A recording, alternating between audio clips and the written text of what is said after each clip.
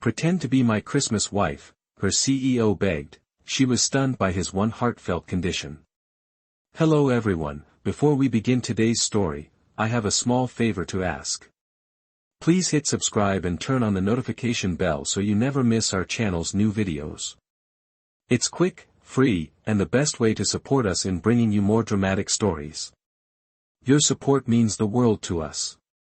Where are you watching from? Drop your city or country in the comments below. Thank you very much. Now, let's get back to our main character.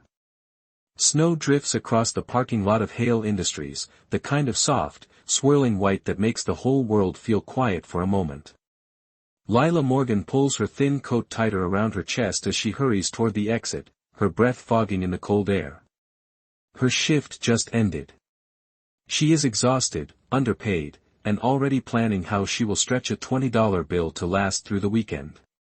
Inside the building behind her, everyone is celebrating the company's upcoming Christmas events, but she is just a contract assistant, temporary, invisible, and one HR email away from being unemployed before New Year's. Her phone buzzes with another reminder about her mother's hospital bill due on Monday. The number on the screen twists her stomach. She whispers, "I'm trying, Mom. I really am." She doesn't see the tall shadow stepping into her path until she almost bumps into him. Ethan Hale. The CEO. 32.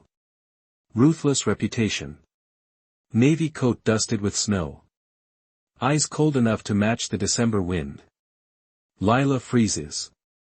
She has never spoken to him directly, only seen him sweeping through the office like a storm with a schedule. People say he fires staff before finishing his morning coffee. She immediately steps back. "Yes sir, I'm sorry, I didn't see, Lila," Ethan says, his voice low, controlled. The way he says her name makes her pulse skip. He glances around the empty parking lot, breath visible in the cold. "I need to speak with you." Her heart pounds. Did she mess something up? Is she being let go right here in the snow? Before she can apologize, he says 5 words that knock the air out of her chest. Pretend to be my wife. The wind seems to stop. Lila stares at him, stunned, certain she misheard. Ethan continues, jaw tight like the words cost him something. Just for Christmas. A few days. A temporary arrangement. Her lips part. No sound comes out. Wife. Christmas. CEO. Nothing in her tired, overworked brain computes. Ethan's eyes flick downward, then back to her face with a mixture of urgency and something she cannot name. "There's a condition," he adds quietly. "One thing I need from you. One thing only." Lila swallows hard. What condition? Ethan steps a little closer, snow melting on his lashes. His voice drops, softer than she has ever heard from him. "Stay with me on Christmas Eve. Don't leave me alone that night." She does not breathe. She does not blink. She only hears the way his voice breaks ever so slightly, as if this request, this strange, impossible request, isn't about business at all. It is something deeper. Something wounded. Something he's hiding beneath that perfect CEO armor. And before she can stop herself, she whispers, "Why me?" Ethan doesn't answer. Not yet. He only says, "Because you're the one person who won't lie to me." Snow keeps falling, settling onto Lila's shoulders as she stands there trembling, realizing her life has just shifted in a direction she never saw coming. Snow crunches softly under Lila's boots as she stands frozen in the parking lot, staring at Ethan like he has spoken a different language. The cold stings her cheeks, but her pulse is hotter than the December wind. His words still hang in the air, "Pretend to be my wife." She tries to find something, anything, to say. Her voice comes out small. "Ethan, why me?" He does not move. Not even a blink. Snow gathers on the shoulders of his navy coat, the street lamp carving sharp edges across his jaw. Because, he says, you never look at me the way everyone else does. Lila frowns. What does that mean? Ethan exhales, white breath fading into the night. You are not afraid of me. She almost laughs at that, a soft, shaky sound. I am terrified right now. A hint of a smile touches his mouth for the first time all year, but it fades quickly, replaced by something heavier. Walk with me, he says. He does not grab her wrist, he does not order her the way CEOs usually do. He simply waits. And somehow, that is enough. They walk to the small glass shelter by the employee shuttle stop. The only place shielded from the wind. Lila wraps her arms around herself.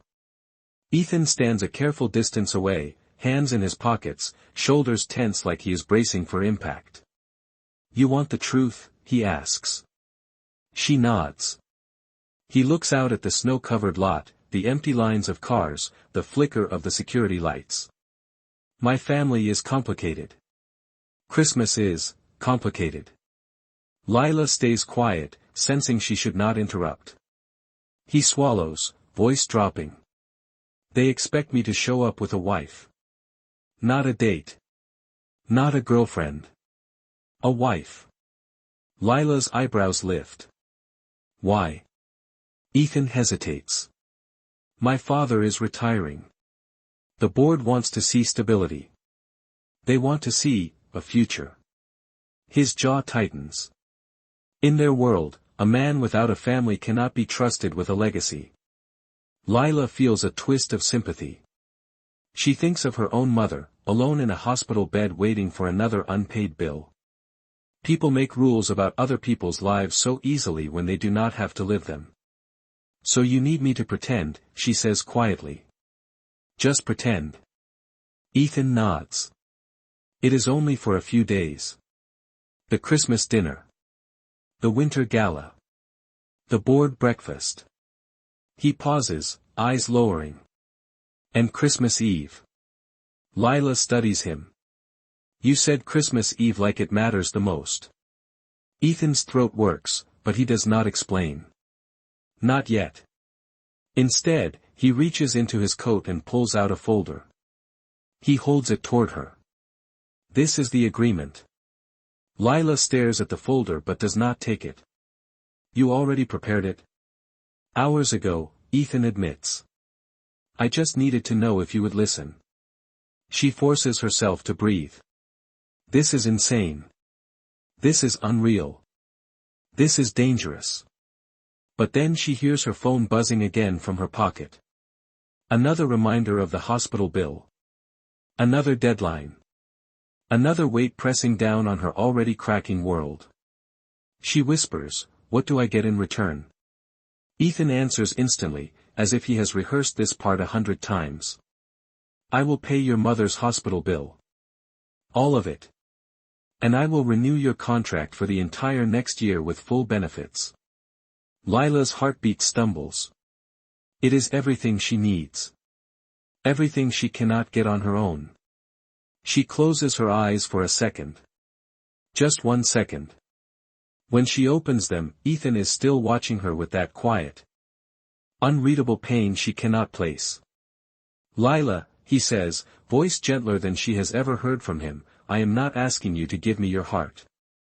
I am only asking you to give me a chance to survive Christmas. The wind howls softly around them. And she realizes she is the first person in a long time he has allowed to see him like this. That terrifies her more than anything. She finally whispers, let me read the agreement. Ethan nods once, slow, almost relieved, and hands her the folder. Snow falls quietly around them, as if the whole night is holding its breath, waiting to see what she chooses next. The folder feels heavier than it should as Lila holds it close on the shuttle ride home, her fingers trembling against the edge of the contract. The heater rattles inside the empty bus, blowing warm air that barely reaches her chilled skin. But no amount of warmth can quiet the storm in her chest. Pretend to be his wife. For Christmas. For the board. For a legacy that has nothing to do with her. And in return, her mother could finally breathe without bills hanging over her like a cloud. Lila stares at the contract again, reading each clause, each carefully typed sentence. The rules are strict but strangely considerate, like Ethan did not want to trap her, only shield something inside himself. Clause 1, she must attend 3 official events with him as his legal spouse. Clause 2, they will share living quarters at the Hale family estate, but not the same room.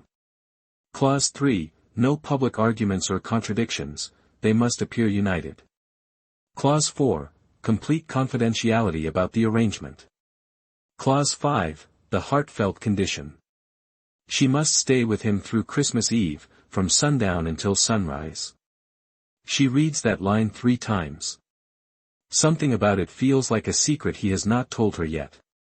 The shuttle slows in front of her apartment complex.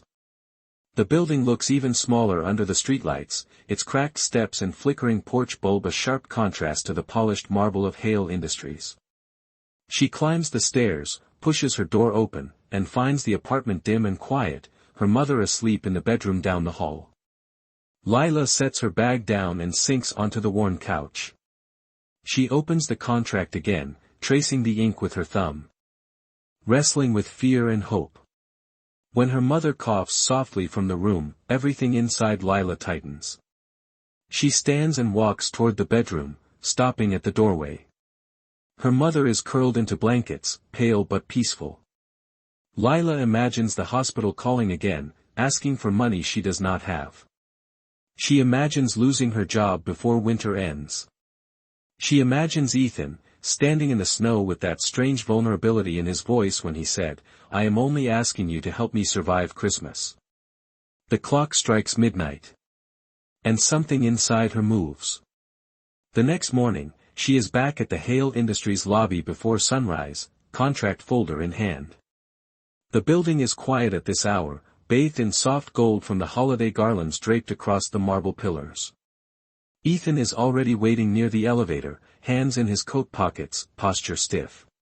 He turns when he hears her steps. His eyes scan her face, cautious, as if preparing for rejection. "You read it," he says quietly. Lila nods. For a moment, he looks away, bracing himself. "If it is too much, I understand." She takes a breath. "I will do it." The words fall into the silence like a stone into a frozen lake. Ethan does not move. His expression barely shifts, but something in his shoulders loosens, the faintest release of tension. "Thank you," he says, but the gratitude in his voice is deeper than the words allow. He gestures toward the elevator. "There is one more step before we begin." She follows him up to the 15th floor. When the doors open, she steps into his private office for the first time. It is spacious, framed with glass windows that overlook the city waking beneath a blanket of morning snow. The Christmas tree in the corner glows softly with white lights. Ethan crosses the room and picks up a sealed envelope from his desk. He hands it to her. "This is the first part of what I promised. The hospital bill has been paid in full." Lila freezes, staring at the envelope as if it might disappear. Her throat tightens, her vision blurring for a second. She whispers, "You did it already?" "I gave my word," Ethan replies simply. "I do not break it." She clutches the envelope to her chest, overwhelmed by relief so sharp it almost hurts. Ethan watches her, expression unreadable but softened. Then he clears his throat. "We leave for the estate tonight. The first event is tomorrow." Lila nods slowly, still trembling. He steps toward the door, then pauses, looking back at her. "Lila, whatever happens next, you will not face it alone." And for the first time, she believes him. The train of hours between morning and evening feels like a blur as Lila packs the few things she owns into a small suitcase, her hands shaking with nerves as she folds each sweater. She keeps thinking about the envelope Ethan placed in her hands, the proof that the hospital had been paid in full, and every time she remembers it her chest warms in a way she does not want to examine too closely. When 6 o'clock arrives, a sleek black car pulls up outside her apartment building. The driver steps out, greeting her by name before loading her suitcase. Lila swallows her anxiety and climbs into the back seat where Ethan is already waiting, wearing a dark coat and a quiet, unreadable expression. He gives her a small nod. Ready? She tries to smile. As much as I can be. The city fades behind them as they drive north toward the Hale family estate. Snow dusts the highway, the world turning quieter and softer with each passing mile. For a while they sit in silence, but it is not uncomfortable. It is more like they are both trying to understand the strange alliance forming between them. Finally Ethan speaks. There is something you should know before we arrive. She turns to him. What is that? He hesitates, choosing his words with care. My family is intense. They analyze everything. They expect perfection. You do not have to mimic it. You only have to stay next to me. Lila nods slowly, remembering the clause in the contract about unity. I can do that. He looks at her, not with the coldness she first expected from him, but with something gentler. You already are. An hour later, the car turns onto a long driveway lined with fir trees wrapped in white lights. At the end stands the Hale estate, enormous and glowing with golden windows and evergreen garlands. It looks like something from a Christmas movie, the kind where wealthy families gather around fires and exchange gifts with ribbons made of silk. Lila grips her hands together to stop them from trembling. When the car stops, Ethan steps out first and offers her his hand. She hesitates for a second before taking it, surprised by how warm his touch is. Remember, he says softly, leaning close, you are my wife tonight. They need to believe it. She nods, heart pounding. The front doors open before they even reach them. A woman in a silver dress, elegant and sharp-eyed, greets them with a practiced smile. Ethan. You arrived earlier than expected. Ethan stiffens slightly. Aunt Claudia. Her gaze shifts to Lila, assessing every detail from her hair to her shoes. And this must be your wife. Lila forces a polite smile. It is very nice to meet you. Claudia studies her with a tight, calculated expression. We were not aware of a wedding. Ethan answers before Lila can panic. It was private. I did not want the media involved. Claudia arches an eyebrow, clearly doubting it, but she steps aside. Dinner has already begun. Everyone is eager to meet her. As they walk through the grand foyer, Lila feels dozens of eyes on her, measuring, comparing, judging. The dining room is filled with polished silver, crystal glasses, and a long table surrounded by relatives wearing expensive holiday attire. Every chair turns toward them. Ethan keeps her hand tucked under his arm, guiding her gently but firmly. He introduces her room by room, some relatives smile warmly, others stare without blinking. Lila can feel her pulse racing. At the table, one man leans forward with a smirk. So, Lila, tell us, how did Ethan manage to sweep you off your feet so quickly? Another voice chimes in. Yes, it must have been quite a whirlwind romance. The tone is mocking, like they are waiting for her to slip. Ethan tenses beside her. Lila gathers her courage. She lifts her chin slightly and says, actually, it was simple. Ethan did not try to impress me. He just showed me who he is when nobody is watching. A few relatives exchange glances, surprised by her answer. Ethan glances at her with something like admiration, the corners of his mouth softening. Claudia narrows her eyes, sensing something she does not like but unable to challenge the sincerity in Lila's voice. The conversation shifts, and dinner continues with laughter and sharp comments woven together like competing melodies. Through it all, Ethan stays close, guiding her. Shielding her from questions too pointed, steadying her when her confidence wavers. And somewhere between the clinking of crystal and the glow of the candles, Lila realizes something unsettling. Pretending to be his wife is beginning to feel less like acting, and more like stepping into a role she was never meant to play, yet somehow fits into more naturally than she expected. The rest of dinner moves in a blur of polished silverware, forced smiles, and probing questions, but Lila keeps her composure. Every time she glances at Ethan, he is already watching her, making sure she is holding up. When dessert is finally served and the table starts to break into smaller circles of conversation, Ethan leans close and whispers, "You did well." The low warmth in his voice sends an unexpected shiver through her. Before she can respond, Claudia approaches with a glass of white wine and a smile that looks more like a warning. "Lila, dear, why do you not join me for a moment? I am sure you would love to see the family gallery." Ethan's jaw tightens. "Aunt Claudia," Claudia cuts him off smoothly. "Ethan, she is your wife now. She should know the family history, should she not? It is not a request." Lila offers Ethan a tiny reassuring nod. "It is all right. I will be fine." He hesitates but lets her go, though his eyes stay on her until she disappears around the corner. Claudia leads Lila down a long hallway lined with framed portraits. The air feels cooler here, the glow of Christmas lights unable to soften the sharpness of the atmosphere.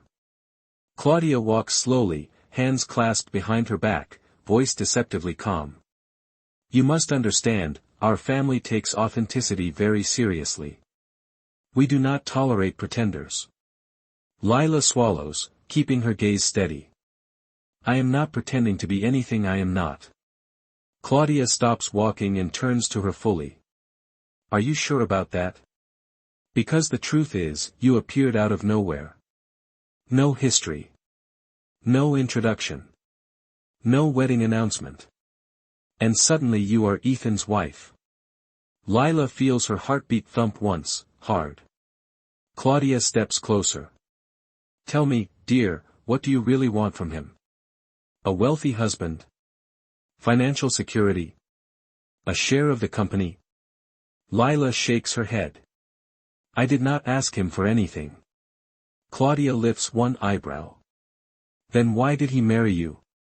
Lila inhales. Slowly, remembering Ethan's words in the snow, the vulnerability he tried so hard to hide. Because he needed someone who would stand beside him without asking for anything in return. Claudia studies her, searching for cracks. When she finds none, she smiles, but the expression does not reach her eyes. "You are either very naive or very good at this." Before Lila can answer, Ethan's voice cuts through the hallway. "Claudia." He approaches with long, decisive strides, slipping his arm around Lila's waist in one effortless motion that feels protective rather than performative. "If you have concerns, bring them to me. Not to my wife." Claudia lifts her chin. "I am simply looking out for the family." "And I am looking out for my spouse," Ethan replies, the word spouse rolling off his tongue with unwavering steadiness. Claudia retreats with a tight smile. "Very well. Enjoy the rest of the evening." When she finally disappears, Ethan turns to Lila, eyes etched with concern. "What did she say to you?" Lila shakes her head. "Nothing I could not handle." Ethan studies her for a long moment, as if weighing whether her strength surprises him or confirms something he already suspected. "You do not have to face them alone," he says softly. "I mean that." She nods, the truth of his words sinking deeper than she intends. As they walk back toward the main hall, music begins drifting from the ballroom. Guests have migrated there, dancing under chandeliers shaped like falling snowflakes. When Lila and Ethan step inside, someone announces a slow waltz. Couples begin pairing off. Lila starts to move away, but Ethan gently catches her hand. "Stay," he says. "Dance with me." Her breath catches. "Ethan, I might step on your feet." "I have endured far worse," he says with the ghost of a smile. He places one hand at her waist, the other guiding her fingers. The room melts away as they begin to move, slowly, carefully.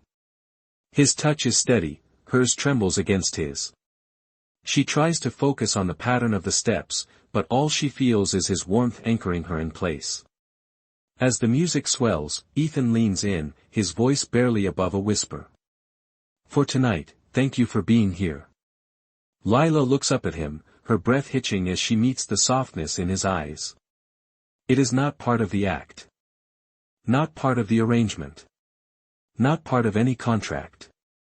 And that realization terrifies her more than anything she has faced tonight. The waltz slows to an end, but neither Ethan nor Lila steps back immediately. They remain close for a heartbeat too long, suspended in the soft glow of the chandelier, their breath mingling in the quiet between songs. When they finally pull apart, Ethan clears his throat gently and guides her toward the balcony that overlooks the snowy courtyard. You should take a moment to breathe, he says softly. They can be overwhelming. Lila exhales, grateful for the cold air brushing her cheeks as they step outside. The night sky hangs above them, scattered with stars, and the sound of music fades into a distant hum. Ethan stands beside her, hands resting on the balcony rail, his gaze fixed on the dark treetops. For the first time since she has met him, he looks almost peaceful. You handled Claudia well, he murmurs. Lila lets out a small laugh. I am not sure she agrees. She respects strength, Ethan replies. Even when she pretends not to. Lila studies him for a moment before asking, is that why you picked me? Because you thought I was strong? Ethan hesitates, then shakes his head. No. I picked you because you were honest. That is rarer in my world than strength. His words land in her chest with surprising weight. She turns back toward the snow, letting the silence settle between them. After a moment, Ethan speaks again, voice lower, more reflective. My mother loved Christmas, he says quietly. Lila glances at him.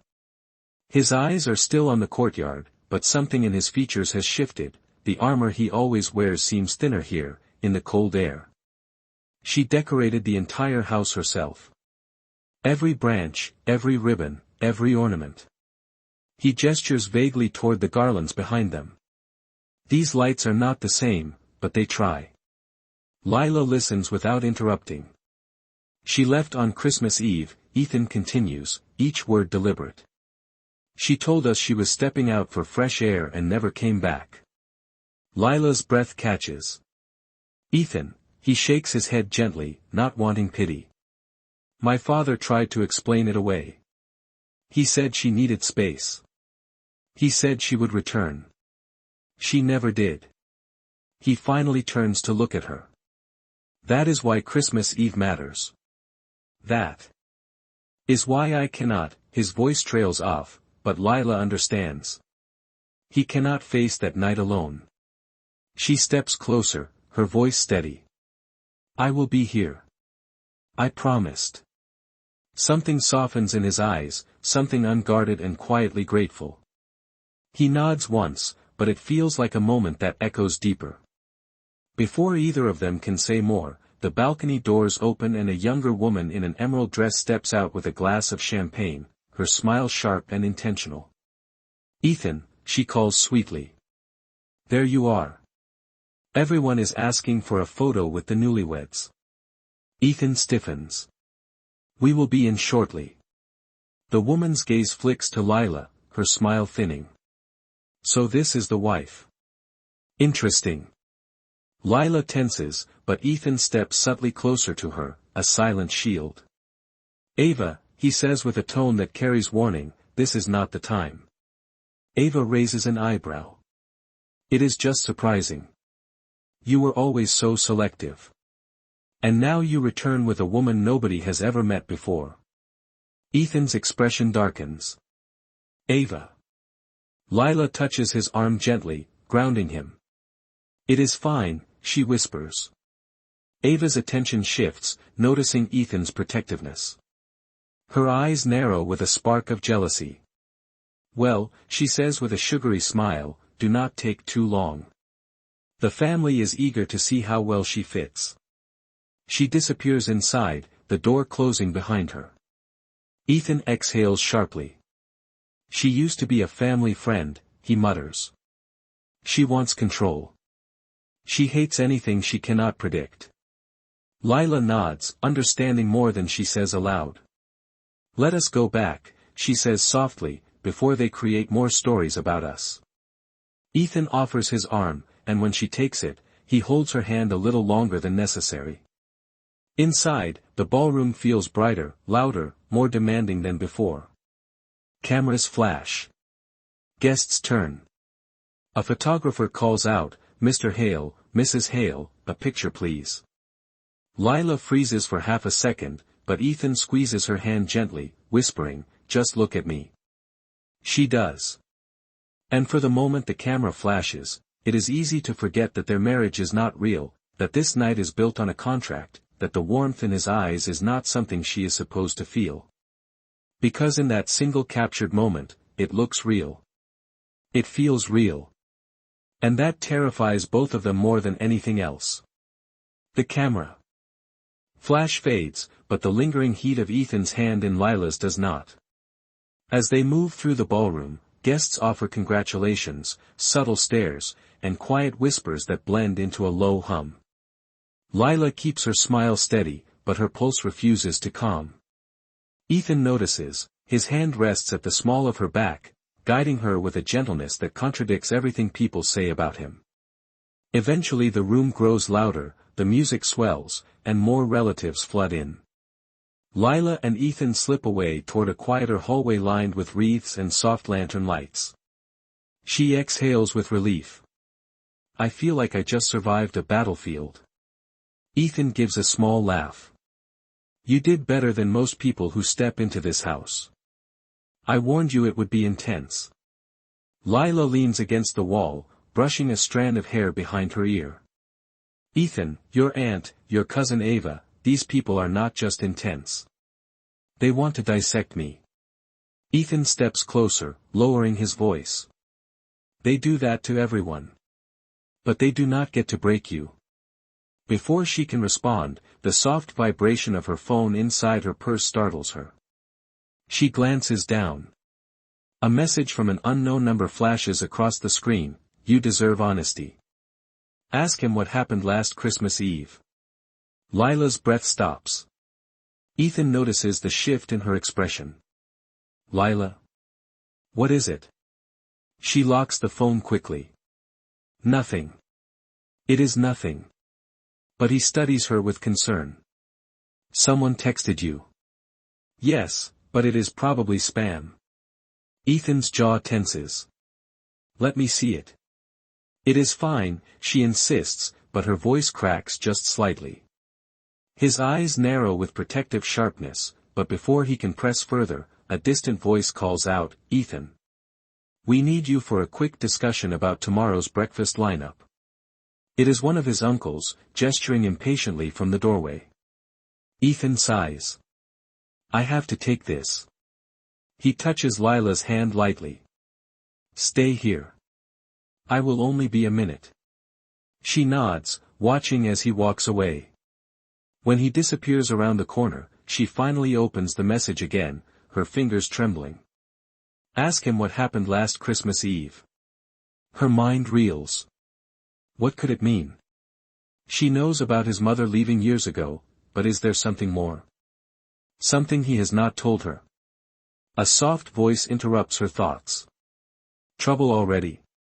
Lila turns and finds Ava leaning against the hallway column, swirling champagne in her glass. Her smile is too smooth, too practiced. You look pale, dear. Everything all right? Lila stiffens. I am fine. Ava steps closer. You know, Christmas in this family is full of traditions. Secrets. Expectations. She tilts her head. Did Ethan tell you why he always avoids Christmas Eve gatherings? Why he locks himself in his office like the world is ending? Lila's heart pounds harder. I do not need to discuss Ethan with you. Ava's smile widens, twisted with satisfaction. Of course. But when you marry into this family, secrets matter. Especially the ones that ruin everything. Lila forces herself to breathe. You are trying to scare me. I do not have to try, Ava whispers. And with that, she slips away like a ghost dissolving into the crowd. Lila remains frozen in place, gripping her phone, fighting the growing unease. When Ethan returns, his expression softens instantly at the sight of her. Sorry. That took longer than I expected. But when he reaches her, he stops. Lila, you look upset. Tell me what is wrong. She hesitates. She wants to confront him. She wants to ask him about the text, about Ava's implication, about the shadows of Christmas Eve that seem to follow him. But she also remembers the contract, the vulnerability he revealed on the balcony, the weight in his voice when he said he could not face that night alone. So she shakes her head gently. I am fine. Just tired. Ethan searches her face, doubt flickering in his eyes. If someone bothered you, no one did, she says quickly. I promise. He does not believe her entirely, but he lets it go for the moment. He offers his hand again. Come on. There is something I want to show you before the night ends. She takes his hand, but as they walk down the hallway together, the message on her phone echoes through her mind like a warning she cannot ignore. Ask him what happened last Christmas Eve. And though she tries to hide it, the question begins to carve a quiet, dangerous space between them. Ethan leads Lila down a quieter wing of the estate, away from the music and the murmurs and the eyes that track their every step. The further they walk, the softer the world becomes, until all she hears is the muted crunch of their footsteps on the carpet and the distant hum of the heater working against the winter cold. He finally stops in front of a small wooden door near the end of the hallway. It looks different from the grand doors everywhere else in the estate. It is simple, almost humble, with a brass knob that has been polished by years of use. Ethan hesitates, then looks at her. I have not shown anyone this room in a long time. His voice is quiet, but not cold. More like he is preparing himself. Lila's heart thumps painfully. Why show me? Because, he says softly, you deserve to know at least one truth, before Christmas Eve. He opens the door and gestures for her to step inside. The room is warm, lit by soft fairy lights strung across the ceiling. A Christmas tree stands in the corner, decorated with mismatched ornaments made of paper, felt, popsicle sticks, and glitter. Childlike, cheerful, imperfect. Next to it sits a wooden rocking chair with a knitted blanket folded across its arm. Lila takes a slow breath. The room feels alive, like a memory frozen in time. Ethan closes the door behind them. My mother made this room, he says. She used to sit in that chair every night in December, reading stories or singing. She wanted Christmas to feel like magic. Lila touches one of the ornaments gently, her fingertips brushing over a paper snowflake with the name Ethan written in childish handwriting. You made this? I was 5, he answers with a faint smile. She kept everything I made, no matter how bad it looked. He steps closer to the tree, his fingers brushing a small wooden ornament shaped like a star. This was the last thing she bought before she left. The pain in his voice is sharp but controlled, like he has spent years learning how to hide it. Lila watches him carefully. Ethan, your mother leaving was not your fault. He does not look at her. My father thought differently. He blamed me for asking her to stay home that night instead of going to the gala. He told me she left because she felt trapped. Lila's heart twists. Ethan, no parent leaves because of a child. He exhales, long and heavy. It does not matter what the truth is. That is the version that lived in this house. He pauses, then adds, every Christmas Eve after that, my father locked himself in his office with a bottle.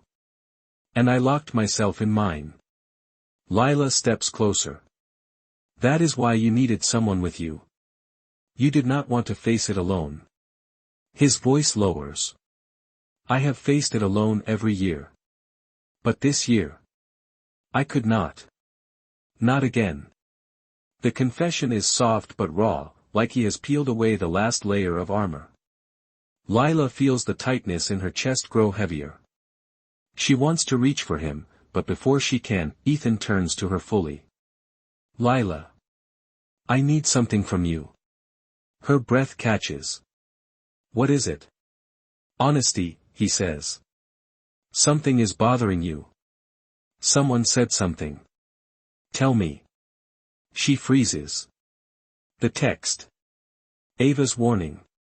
The question she had been trying to bury. Ask him what happened last Christmas Eve. She looks away. It is nothing important. Ethan steps closer, his voice firm but gentle. Nothing important does not make you look like you are carrying a weight you cannot drop. She swallows. Ethan, I do not want to accuse you of anything. I do not want to break what we are trying to do here. Then do not accuse, he says quietly. Just ask. Her fingers tremble as she finally whispers, someone told me to ask you what happened last Christmas Eve. A shadow crosses Ethan's face, subtle but unmistakable. He steps back, as if her words hit him harder than they should. Lila's voice shakes. Ethan, what happened? He stares at the floor for a long moment before answering. I was here, he finally says. In this room. Alone. Why? His jaw tightens. Because last Christmas Eve, my father had a stroke. Lila's eyes widen. Ethan continues, he collapsed during the family dinner. I was the one who found him. The one who called the ambulance. The one who watched him fade while the rest of the family fought over the will in the hallway. Lila covers her mouth, horrified. Ethan lifts his gaze, meeting hers with a heaviness she has never seen. He survived, physically. But he has not spoken a word to me since. Not one. The silence in the room deepens. Lila steps forward, placing a trembling hand on his arm. Ethan. I am so sorry. He does not flinch away. If anything, he leans toward her, like her touch is the first warmth he has allowed himself in years. Lila, he says softly, I brought you here because I wanted you to understand. Not because I needed a wife. But because, for the first time, I needed someone who would not run. Her breath breaks. I am not running. Ethan studies her, searching her face for the truth. And in the glow of the small Christmas tree, something shifts between them, fragile and undeniable, like the beginning of something neither of them expected when they made that contract. But before either of them can speak again, a sudden knock echoes at the door, sharp and urgent. Ethan stiffens. Lila's stomach drops. The door cracks open, and a worried housekeeper whispers, Sir, I apologize, but, there is something you need to see. It is about Miss Lila. The housekeeper's voice trembles as she stands in the doorway, her eyes darting nervously between Ethan and Lila. Sir, it is about Miss Lila. You should come to the study. Now. Ethan's posture changes instantly, his protective instinct flaring to life. What happened? The housekeeper hesitates. Some family members found something. Lila's stomach twists. She exchanges a glance with Ethan, but his expression is already hardening with a familiar mix of concern and warning. He takes her hand. Come with me. They follow the housekeeper through the long hallway, the soft glow of Christmas lights doing nothing to ease the knot building inside Lila's chest. As they reach the study, muffled voices leak through the closed door. Someone is angry. Someone is accusing. Ethan pushes the door open. Inside, Claudia, Ava, and a few other relatives stand around a large desk. Spread across the polished surface are printed pages, screenshots, and documents. Lila freezes when she sees them. They are screenshots of her bank statements, her overdue hospital bills, her contract renewal reminders, even the confirmation of Ethan paying her mother's medical expenses. Claudia turns sharply. Ethan. We need answers. Ava crosses her arms. Actually, we already have them. Claudia points at the documents. She is drowning in debt. She needs money. And suddenly she marries you, without a single announcement, without telling anyone. This, she sweeps her hand over the table, proves her motive. Lila feels the blood drain from her face. Ava adds, "It is obvious, Ethan. She is using you." Ethan steps forward, placing himself between Lila and the table. "Where did you get this?" His voice is dangerously calm. Claudia lifts her chin. "We protect this family. We checked into her background. And everything we found confirms she is manipulating you for financial gain." Lila feels like the room is spinning. She opens her mouth, but no words come out. Ethan's jaw clenches. "You had no right to invade her privacy." Claudia snaps, "We had every right. You married a stranger. A woman we knew nothing about." "Because it was private," Ethan says. "I told you that." Ava smirks.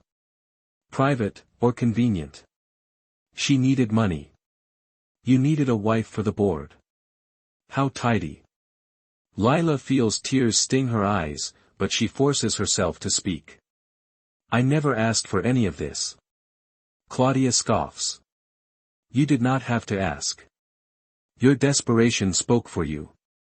Ethan turns sharply toward Lila, and his expression softens when he sees how shaken she is. "Lila, you do not have to explain anything to them." But Lila steps forward, voice trembling but determined. "No. I will." She looks at the room of skeptical faces. "Yes, I was struggling. Yes, my mother was sick. But I never used Ethan. He offered to help because he is not the cold man all of you pretend he is." Claudia narrows her eyes. "And what did you offer in return?" Lila straightens her shoulders. "I offered my honesty. My time. And my promise to stand by him on the hardest night of his life." The room goes silent. Ethan's eyes soften at her words. But Claudia is not done. She slides one more paper across the desk, a copy of the contract. "This," she says, "is the final proof. A contract marriage. Deception. Manipulation. This violates everything our family stands for." Ethan steps forward, picks up the contract, and without hesitation rips it in half. The room gasps. He lets the pieces fall onto the desk like snow. "You are right," he says. "This contract goes against everything our family claims to value. So I am ending it." Lila's breath catches. For a terrifying moment, she thinks he is rejecting her. But Ethan turns to her with a look so honest and raw it steals her breath. "I do not need a contract to keep you by my side. Not anymore." Claudia stares at him, horrified. "Ethan," he holds up a hand. "Enough. You invaded her privacy. You accused her without evidence. And worst of all, you ignored the truth because it did not fit your story." He moves toward Lila slowly, deliberately, as if afraid she might disappear. "Lila, I never should have asked you to pretend. I should have asked you to stay because I needed you, not because I needed a wife for show." Her eyes fill with tears she cannot stop. Ethan lifts a hand to her cheek. "You said you would not run. I am choosing to believe you." She whispers, "I am not running." He takes a breath that trembles ever so slightly. "Then let me ask you again. Not as a deal. Not as a condition. Not as a contract." He reaches into his coat and pulls out a small velvet box. Gasps ripple through the room. Ethan opens it. A simple diamond ring sparkles under the warm lights. "Lila Morgan," he says softly but firmly, "will you stay with me every Christmas from now on? For real?" Tears fall down her cheeks. She does not hesitate. "Yes. Of course, yes." Ethan pulls her into his arms as the room falls silent. Not because they approve, but because they finally understand they cannot break what is real. And in that small Christmas room filled with judgment and fear, love becomes the only truth that matters. As he holds her close, Ethan whispers into her hair, "This time, I am not letting you spend Christmas alone." Lila smiles through her tears. "I am not letting you face it alone either." And for the first time in years, Christmas feels whole again.